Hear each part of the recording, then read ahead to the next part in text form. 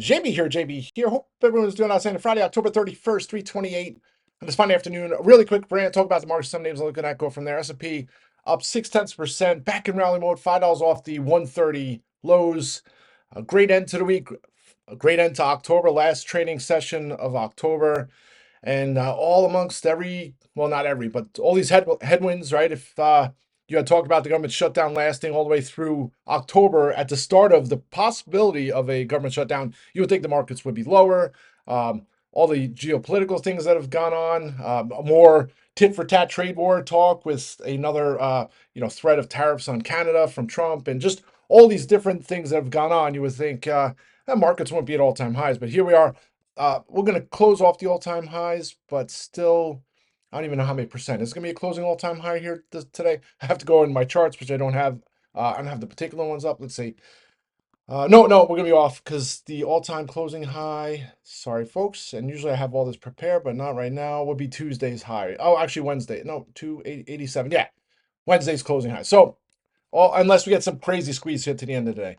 But I mean, the good thing here, we're heading into right near all-time highs. Take a look at and this is a chart. I think Bespoke posted this on FinTwit. Nice little chart just showing October. And when you're trading and watching intraday swings and watching 1-minute charts, doesn't feel like this, but it's one of the tighter intraday trading ranges from in October. Nice little chart here. This is the percent from the highs of the October highs. So a little bit worse than last year's, but then a far cry from the previous 2 years in 2023, 2022. So all good things. And historically speaking, September and October are typically the roughest months in regards to volatility and the market weakness. That hasn't been the case, right? October is going to be up like two.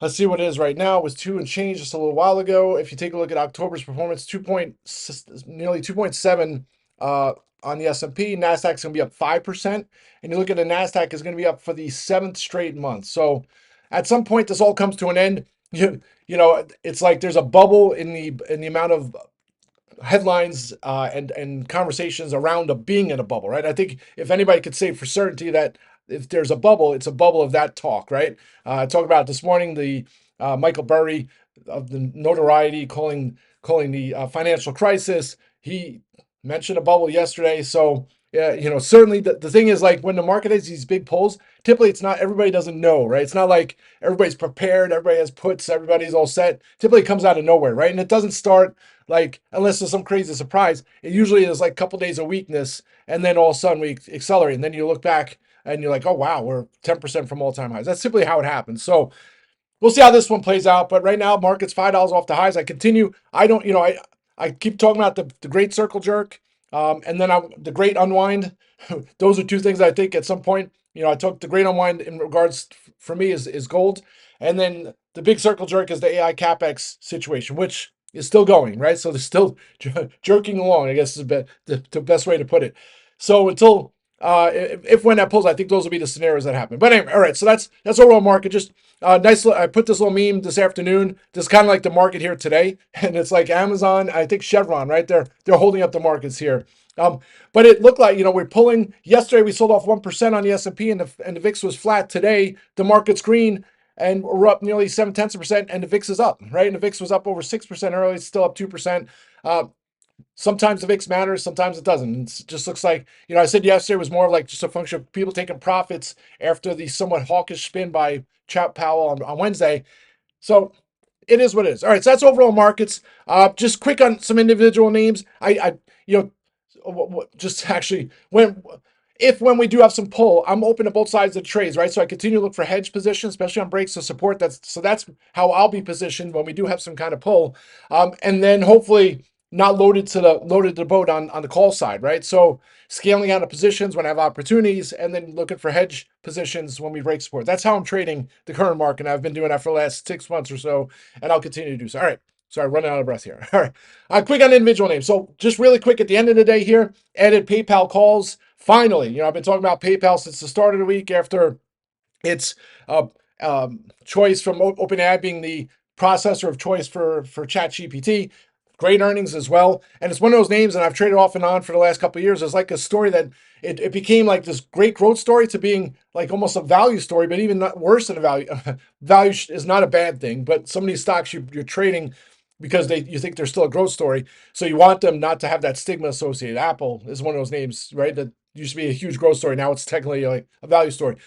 But I thought it was great news after its earnings. I was going to trade some calls for moving to the 80s and then possibly test 100 by the year end, and then a reverse course. Sat on my hands. It's in 70s, mid 70s. I was looking yesterday, and it just seemed every time it got a bounce, sellers came in. And then even this morning, watching it chop around 67, 68 in the red. And then finally, it's in the afternoon here. It looked like found the bottom finally at 67 and change. Went and got some December strikes. And I was looking at some other possible scenario. Do I get the 90 calls? Because if there is an epic route, or at least a move into the 80s in the coming weeks, the December 90 is going to be up 100, 150, 200% at least. But I figured the 85s offer the best risk reward, because if you look at the lows, came down to 65 at the start of October. Back in May, it was 65. So maybe that's the floor. If there's some kind of pull next week, I don't think that would be the case. But it did spiked. I got it was in the 60, right when it ramped over 68, and boom, took off to the races, 69.50. It's sitting right near the highs of the session. Really love the PayPal story. I put that little slide up earlier. This is not an apples to apples comparison, but if you try and compare the valuations of a name that I don't like, which is Visa, to a name that I do like, which would be PayPal. Visa is a $650 billion company. PayPal's $65 billion. So it's worth 10 times more. Yet it does 40 billion in revenues, while Visa does 40 billion. PayPal does 32 billion in revenues. So that comparison, it's like, wow, only does $8 billion more revenue. And then you look at its PE ratio. PE multiples to me is like one of those metrics that people look at that want to create a FUD on the stock, right? By the time a company has great PE ratios, it's a very mature company. So a lot of times the PE ratio, people pull that out of their pocket on a momentum name that has no earnings, right? Oh, trades at 5,000 PE ratio. But to me, when these names are a little more mature, a name like PayPal and Visa, it's a better comparison. Let's take a look at Visa and PayPal. PE ratio on Visa is 33.5, while PayPal trades at 13.7 times earnings. Just, crazy. And some of that, V margins are like 95%. So you can't, it's not like you can take that and say, Apple's it should trade at equal multiples. No, that's not my point. My point is, I think there's an opportunity when you look at a similar sector. And not only that, if you look at companies that are like front and center in regards to a name that you would say should lead the charge in disrupting payments, it's PayPal, right? So anyway, needless to say, I think it's an opportunity. Got those 85 strikes. I'll lock some on the way up, and I might have more calls if it breaks over into the 70s. Like 72.50 or so next week. All right, so that's PayPal. 71.28, 200-day moving average. You would think if it gets over that, I think it's off to the races. So that's PayPal. All right, so then this morning, crazy morning, right? If you've listened to my rants over the years, I'm a big ROKU fan. The thing about ROKU, it's like what is pretty much a trademark of a lot of the stocks that I trade, like to get options on and calls on, or puts, most time calls, is a name that's misunderstood, right? Because when it's a story that's misunderstood, it creates opportunity because it's probably mispriced. It's not priced properly, well, at least in my opinion, based on what it should be. Roku is a great example of that. I remember when the first IPO was $20, right? And when on an epic run, people thought it was just a stick. And once the story started getting understood, it took off. And then once the platform, and I always talk about this, their hardware revenue was exceeded by their advertising revenue, right? Monetizing the hardware. And then it got to the point where the hardware is not even, it's like a moot point on trying to argue the hardware side of Roku, in my opinion, but they still use it as a bear piece. But anyway, the stock was 400 and change back in COVID because people are finally, and this is, back when I first started liking it, the cutting the cord and doing a la carte services was kind of still early stages, right? Infancy. Now it's like very out there already. So that's not the easy part to understand about Roku. The hard part is people just take, people are just going to log on their TV and Roku's going to be like, that's not a necessity, right? There's no mode around their business. But that hasn't been the case, right? And here's the company does $4 billion in revenues now. It trades like 2 times revenues. And it's like, I post on FinTwit and people talk about how they don't use it. No one uses it. It's going to zero. It's garbage. To me, it's just mind boggling. So they finally crossed the path of being profitable. And now, they just announced a stock buyback 2 quarters ago, whatever. They finally starting to buy back shares. I think it's like in a stage where that's ready to go back, head upward. And it's already started to do that from its last earnings. Sure enough, I talked about it last night. I'm like, one of these quarters that matters for Roku. And then, I had to go back and scroll back to find one of these earnings. It did what it did this morning, where it did a red to green and just went nuts. And I don't know, I couldn't find the quarter it did, but that's what it did this morning.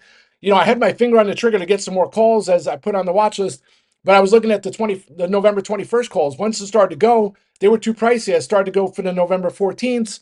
I tried to get the 110s. They were like 80 cents. And then it passed me. I went up and got the 115s for 60 something cents. Well, it didn't feel as much as I wanted. Only got a couple. And then boom, it went nuts. 110, 111, 112, 116. Able to lock some of those 115s out for 1,000%. And then I locked some more out for a little over 500%. And I just held the rest. Just have a couple left. They're still up 400%. I'll continue to hold those.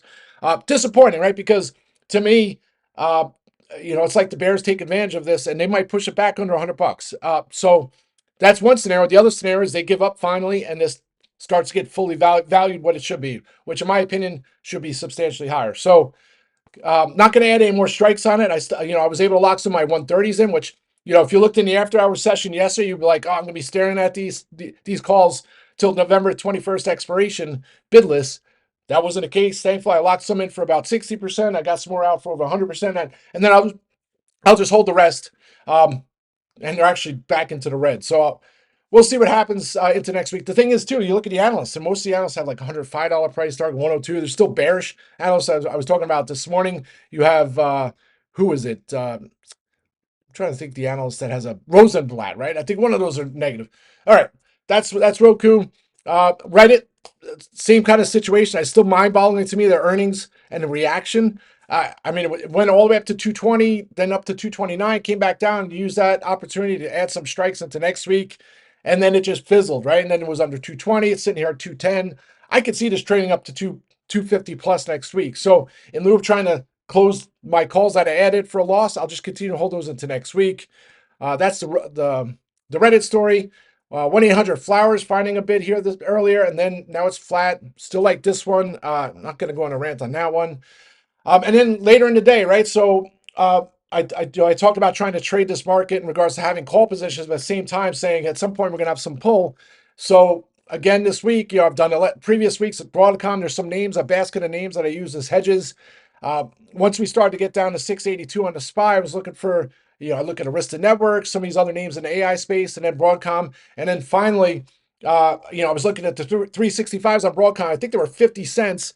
We break 682. I go to look and they're like 70 cents. I look at the 362.50s, 48 cents. So I went and got the 360s. And then we just bottomed, came all the way down to 365 on Broadcom. Once that broke, closed some strikes out for 100%. It hung there, closed some more out for over 100%.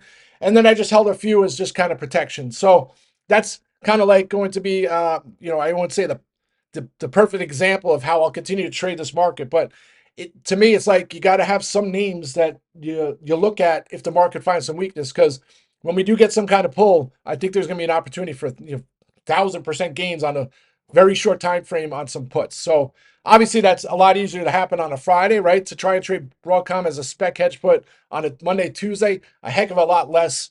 It's not as simple, right? I did the Broadcom yesterday, and of course it dropped $6 and the premium stayed flat. So just it's tough, right?